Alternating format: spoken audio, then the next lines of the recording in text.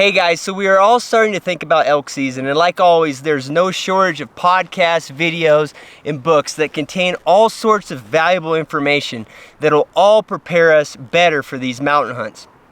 So the availability of information is not the problem. The real problem is a lack of time and available effort on our part to dedicate to this endeavor. It's just a reality of this life that we are living. You have limited preparation time and you need to maximize your focus. In this video, I'm gonna lay down the 80-20 of mountain hunting and elk hunting skill sets. By 80-20, if you haven't heard the term before, what I mean is I'm going to show you the 20% of the knowledge and skill sets that results in 80% of the success. I've got it whittled down to 3 areas of focus, and we'll give you action advice on improving each one of those areas of focus, so you actually have kind of a task and kind of practice-oriented way you can get better at these. At the end of the video, I'll also throw in a couple areas that are the antithesis of 80-20, and by that I mean there where guys waste a ton of time preparing for mountain hunts and elk hunts. If you have no clue who I am, my name's Cliff Gray. I built, owned, operated, and sold some of the largest wilderness businesses in North America. Over the years, I've guided and outfitted over 1,000 big game hunts. My insights and strategies that I put on these videos, all they are is based on that experience and data set. And really guys, all I hope is that my opinions, views, strategies, anything I put in these videos just helps you guys out on your hunts. If you like this video, guys, subscribe to the channel, and you can also get on my newsletter at pursuitwithcliff.com. So let's jump right in here, guys. The first thing we're going to talk about is glassing. If you can't find them, you aren't going to kill them. It's really that simple. This isn't brain surgery. And this isn't just for rifle season. This goes for archery too. I know that's just gonna make some of you guys cringe, but in big country, particularly country you don't know, you're going to be way more effective glassing versus running around locate bugling during archery season. When you don't already know the 10% of the land that 90% of the elk hang in, you have to be effective with the time spent locating animals. And that can really get you in rifle season or archery season. You have to be effective with that time that just gets you into the game. On pressured elk out west, you will have a hell of a time getting bulls to bugle unless you are sub 1,200, 1,500 yards, where you can easily glass up elk from 3,000 plus yards away. So just by the nature of the math, you're gonna be able to cover a lot more ground with your glass versus being on tight trails, moving through country, and trying to get bulls to bugle with a locate bugle. Now, if you know the 10% of the area the elk are usually in that particular area you're hunting, it's a little bit easier to locate bugle. And I'll give it to some of you guys that like that strategy. It might be just as effective then, but I'm gonna stick to glassing. So what aspects of glassing can you actually improve really rapidly? If you guys want the nitty gritty of glassing, what I suggest is hit up my videos. I've got a couple videos on the site. I've got one that really covers the tactics of glassing, let's call it. And then I've got another one that covers the nitty gritty, the equipment. But I'll give you guys a brief overview of glassing effectively here, okay? First, you have to understand how to limit movement of your optic when glassing. The primary goal is to minimize the movement at your eyes in the optic so you can see the slightest movement from deer, elk, whatever mountain game you're hunting, okay? And a lot of guys will say, well, what if they're bedded down? It doesn't matter, guys. These game animals, they're always moving. It's just a slight movement a lot of the time. An ear flicking, a tail twitching, an elk or a deer or a bighorn sheep chewing his cud. You can see all that movement if you effectively know how to limit the movement at the optic in your eyes, okay?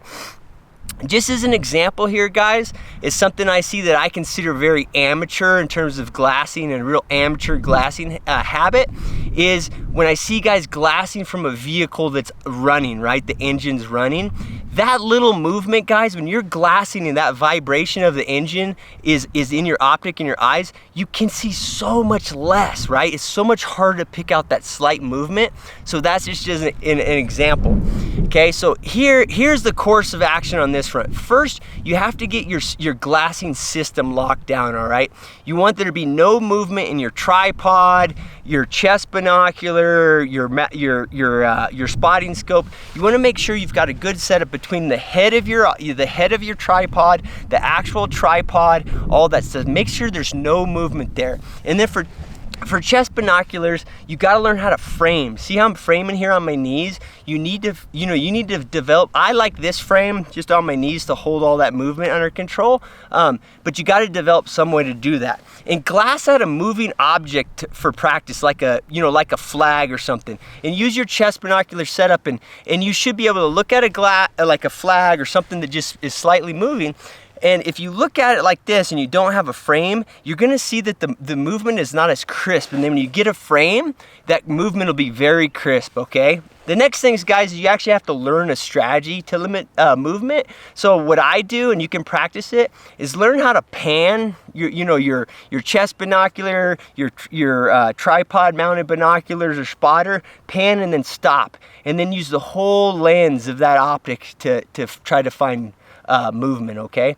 The other way to improve your glassing abilities actually has nothing to do with the actual action of glassing. It's about knowing where to glass from and when, okay? Being at the wrong glassing spot or stopping 30 feet below the best glassing spot can really reduce your effectiveness by, 80, 90, 95% for that day. Because really think about it. Like I said in the beginning of the video, if you can't find them, you aren't gonna kill them, okay? So if you're not at the best glassing spot at the best time of the day, you really suck out all that potential success for the day, all right? So you have to practice this. And what I mean is you actually have to, figure out, how to actually do this. It's a skill that you'll build, all right? So here's my action advice. In your local region, use a map or Onyx or whatever, something with topo lines. Look at that and identify what you think will be good glassing points, okay? So mark them out on the map and set up a hike to those potential glassing spots. So climb to those spots with your optics and assess how good of a guess you made, okay? And the first thing to think about is, does the vegetation around me make it hard to glass, right? Is it obscuring my view? Can I not glass, a whole lot because the vegetation is a problem? The other thing is look at look at where you're sitting now, look at your topo map and think, should I be higher? Could I get away with being lower, okay? You can figure that out by practice. And then the other thing is, can you see where you thought you would be able to see, right? So you have to reflect on when you chose that spot from the topo map, and now you have to think, can I actually see what I thought I could, all right? And then think about the orientation of the sunlight. This has a lot to do with timing, but you want the sun, if you can, to open up the country, right? You don't want it to close the country with shadows, all right? The other thing you want to look at from these glassing spots you're picking is, how's the grain of the land look, right? Are you glassing across the ridges where you can't see much, or have you chose glassing spots that are opening up country to you where you can really see? So you have to practice this, guys, and really analyze each spot you choose and figure out, why it didn't turn out the way that you thought it would, or if it's a perfect spot, get that burnt in your brain as, okay, that's what a good glassing spot looks like.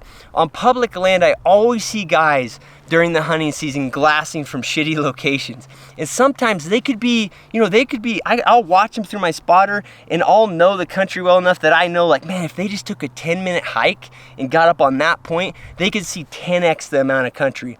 And really, in terms of the effectiveness and, in the resulting success, the results are linear, right? If you can see 10x more country from your glassing point, that literally mathematically increases your chances of finding the game you're looking for by 1,000%, all right?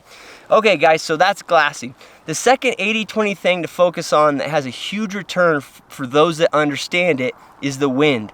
All right, again, guys, I'm gonna pitch one of my more detailed videos. I've got a 30-40 minute really detailed nitty-gritty wind tactic video. Go check it out. But when you start hunting in the mountains, you have to move beyond thinking that the wind is simple.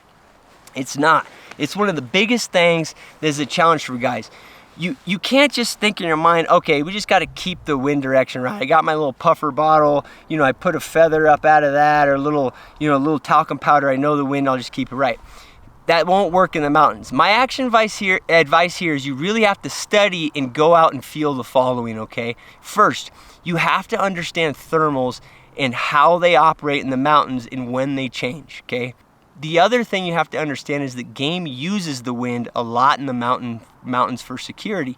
You can't really just visually look at game and figure out why they're in a spot, right? A lot of times they're in a spot because of the wind over there where they're at, okay? So keep that in mind. And then the other thing is you have to understand how wind moves through topography in the mountains, okay? I'll go through 3 examples with you just to pound this in your head. Again, just reflecting on watching other hunters in the mountains, I chronically observe guys making these mistakes over the years. So the first one is stalking directly into elk, okay? And they have the wind right when they start the stalk, and then the stalk changes, or the wind changes during the stalk with that thermal, and it blows right into them and they're out of there. The second one is I see people, they observe game that's in thick cover and they think, oh, I can sneak in there because we'll be obscured because of the vegetation. They don't realize that those elk are not in there because of the thick cover. They're in there because the wind is swirling, so they use that as a protective measure, all right? And the third one is seeing elk just blow out of country a couple benches above guys, and the thermal's rushing up, and guys don't realize that topography's bringing that wind up to them, okay? A huge proportion of public land hunters that'll say, I never saw elk the whole time in that unit, and there's just no elk in there. A lot of the time I actually think, guys, is they don't realize how much their naivety about wind is affecting their hunts, okay? They don't even see elk that are there because the elk are long gone before they even get there, all right? Okay, guys, the last 80-20 skill set that you need to focus on is weapon competence.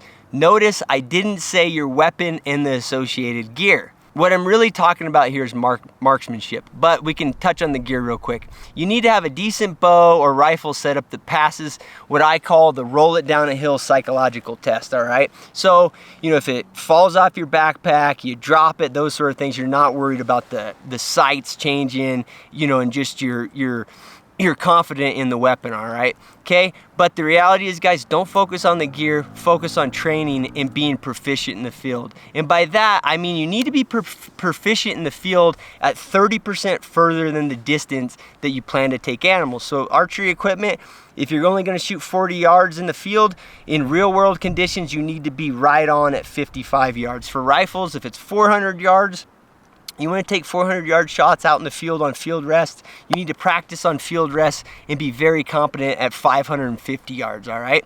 And that's, I'm touching on it there, guys, but you have to practice, in an angled environment on field rests. And that goes for rifle and archery, okay? If you don't have that available, you can't find somewhere to do that in your locality where you're located in the US, what I recommend is, for archery, go to 3D tournaments out west. Go to the ones that are in Utah and get used to that angled environment. For rifle, there's tons of angled environment courses, long-range rifle courses that you can take. The other option that you rifle guys have is you can actually put an elk hunting TV show on where you got the profiles of elk on the TV, and you can actually dry fire your rifle at different angles, like in your living room, at the elk that are on the TV screen. Obviously be safe, triple, quadruple check that your weapon is empty, that sort of thing. But dry firing just from different rests and different angles over your couch, on your couch, and prone right in front of your TV, all of that practice will actually help, guys. And so that's just a little action advice for you. All right, so that covers the big 3, guys: glassing, the wind, and weapon competence, okay? If you guys have a skill set out there and you're watching this video and you're thinking, man, I know something that really improved my hunting, shoot a comment down below. I'd love to hear your guys' perspective on it, kind of your own 80-20 of mountain hunting or elk hunting. So now, guys, we're gonna talk about some of the shit that really makes me laugh. And these are the bogus uses of time and effort that we all fall into. And I've thrown myself in here too, so I'm not trying to throw anybody under the bus. But your worst use of time in preparing for hunts is what I call gear masturbation. Guys will tell me they have no time to physically prepare, they have no time to go to an angled shooting environment or go out and practice glassing. But they will sit on their phone and swap and buy gear for hours each day, just cruising the different websites. This is gear masturbation at its worst, guys. here's my action advice on this. Get a decent set of gear. I'll put out a later video on what to focus on, but in general, just get a decent kit and then go out and use it in practice. The worst part about gear obsessing is it creates dependence. I've seen it with a lot of guys over the years that I've guided, and they get dependent on certain gear that they have, and it's because they've swapped so much and they have a certain expectation from the gear, and then when they're out hunting, when it doesn't go right because they actually haven't used that gear much, there's so much dependence on it, they get frustrated, right? And that's not good, guys. You just want to get a basic kit and then practice with it, all right? The second place where guys waste a ton of time is calling. I know I can feel some of the guys out there are cringing just when I say that, but the goal with calling should be competence, not perfection, okay? Elk are individuals. You know, if you go out and listen to elk, what you're going to notice is they all have unique voices. Yes, there's similar sounds, but you can get some basic cow calls down and a basic bugle, and that's all you really need. And in general, you're going to fit right in if you just know the basics, because again, you're just a unique elk out there, and you're going to have your tone's going to be a little off and all that. Don't spend an enormous amount of time on that, guys. Just get the basic vocabulary down and then move on to other things. Don't obsess with calling.